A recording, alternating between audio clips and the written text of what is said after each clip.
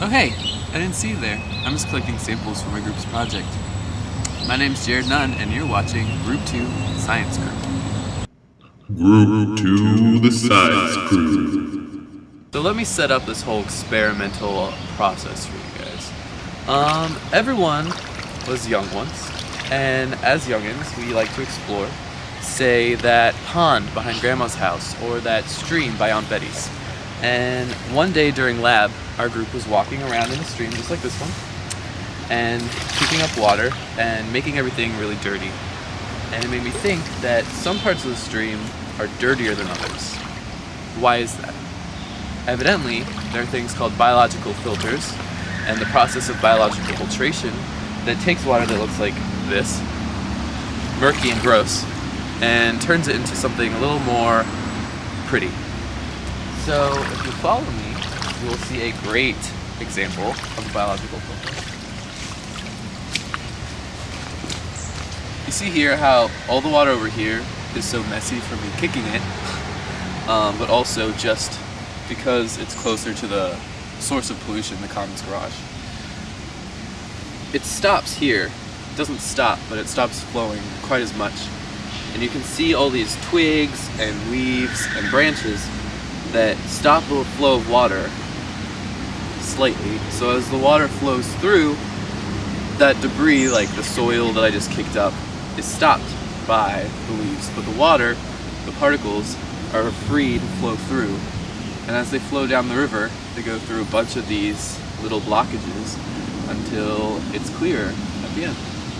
So our experiment here today is testing whether or not the distance a sample is taken from a source of pollution affects how turbid that sample is. And the definition of turbidity would happen to be just how clear the water is, and we can measure this by seeing how many suspended particulates are in our samples of water. Turbidity. So I'm chilling on this storm drain, which basically directs water flow from Commons Garage to the stream after it's rained. And we want to test here because our research has showed that garages such as Commons Garage are an excellent example of point source pollution. So this is where we took our first sample. Notice that the water isn't moving or stagnant. That means that basically it's not running through any natural filters, so we suspected that it would be the most turbid and generally most disgusting sample we took. So this is where we collected our second sample. Notice that now the water is free-flowing instead of stagnant. However, we're still about 0 feet from our source of pollution, Commons Garage. That is still more runoff coming from the garage. So the source of pollution to this water is similar or the same to the source of pollution from my stagnant water sample, except now this water is in motion. So we'll see if that makes any difference. So this is where we collected our third sample, just as I'm collecting one now. This point on the stream is approximately 75 feet from Commons Garage, so as we move down, we are not only getting further from the point source of pollution, but we are also, hopefully, passing through more biological filters, so this water should be cleaner than our water in sample 2. Well, let's go down and get sample 4 and then we'll test it and see what happens. So here we have our sample 4. We've moved approximately 150 feet now from Commons Garage, or our point source pollution. Hopefully this will be the clearest sample of them all, but only time will tell. Now, off to the lab we go. Our independent variable was the distance the sample was taken from Commons Garage. Our dependent variable was the turbidity of each sample. Here we have our 4 samples labeled in the order in which they were taken. Let's test these bad boys for their turbidity levels.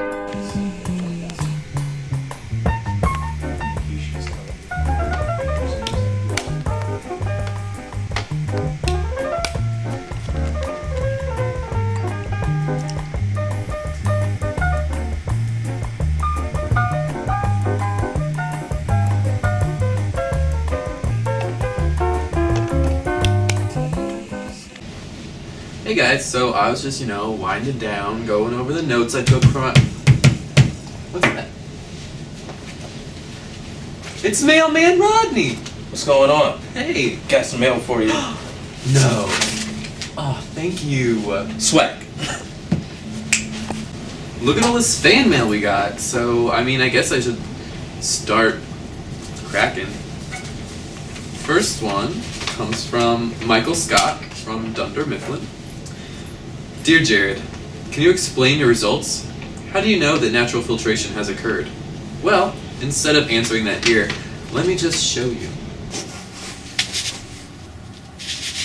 Hey guys, I can't find my glasses. Would you mind holding this graph while I look for them? Well, while you're holding that for me, let me just explain to you exactly what's going on in this graph. Notice the downward trend of the water's turbidity as we move further away from Commons Garage. The blue line you see represents the moving water of the stream, while the red dot up in the left-hand corner represents the sample I took at the stagnant part of the river. Let's look at the actual measurements. Turbidity is measured in NTU, or in nephelometric turbidity units, and you can see that the stagnant water has the highest NTU with 34. Now you'll notice that there's a considerable drop even just with the addition of movement to the water, with the sample taken at Commons Garage having only 15.9 NTU. As we move further down the stream to about 50 feet from the garage, it's already down to 7.2, and then the trend down continues until we're 150 feet away from Commons Garage, and we're only at 5.9 NTU. Nice question, Michael. Let's see. The next one is from Aaron from Bel Air. Dear Jared, is the Commons Garage a good example of point source pollution? Yes. Yes, it is. Got some more mail. This one is from Poppy from Philadelphia. Dear Jared, have you decided whether or not you are going to accept your hypothesis? If so, why or why not? Well, Poppy, to begin answering your question, we'd have to say, what exactly was our hypothesis again?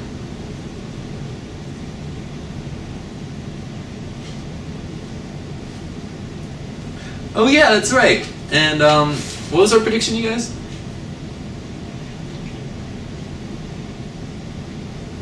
That's what I thought.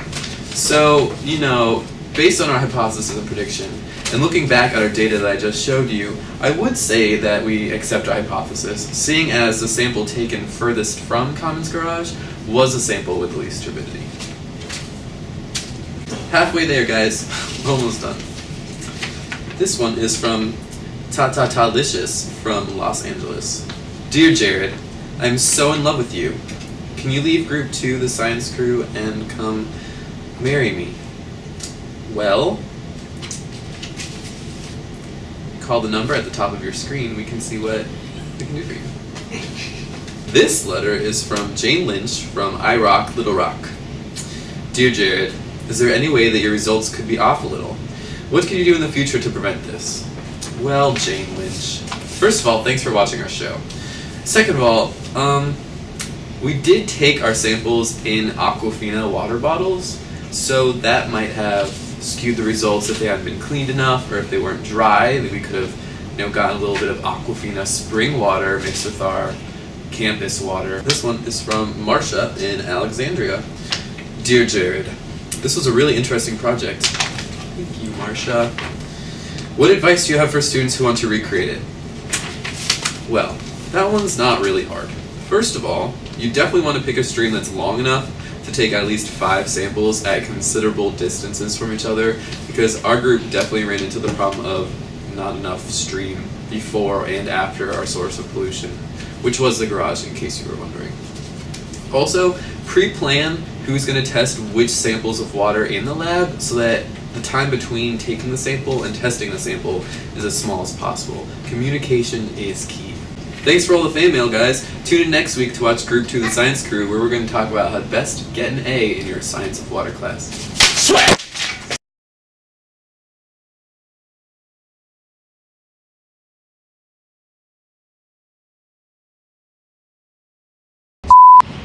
You! What? Swag. What the are you? Douche. Swag. Swag. Shut up, we're filming. Swag. Swag. Swag. Swag. I got water on the lab coat.